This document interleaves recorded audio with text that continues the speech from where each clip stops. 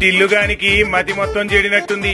జనం ఏమనుకుంటారో అని ఇంగితం లేకుండా ప్రచార పిచ్చి పట్టుకుంది ఈయనకి. నేను కూడా అదే అనుకుంటున్నా.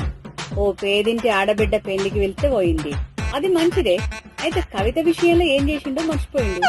గా రాఖీ పండగ నాడు సొంత చెల్లెకు మోకం చూపెట్టకుండా పోయిండు, కుట్ర చేసిండు, ఆడబిడ్డ చేత కాంటతడి పెట్టించిండు. అది సరిపోక షిక్కు లేకుండా రాష్ట్రంలో అక్క చెల్లెమ్మలకు అండగా ఉంటదని పిచ్చి కూతలు కూర్చుండు. ఇప్పుడేమో సూక్తులు చెప్తున్నాడు. గందికే ఈడి చిన్న మెదడు చితికింది, పెద్ద మెదడు బగిలిందని మన పార్టీ వాళ్ళే అంటుర్రా. జరంతా మెల్లగా మాట్లాడు, వాడు గోడకు చెవులు పెట్టించుంటాడు.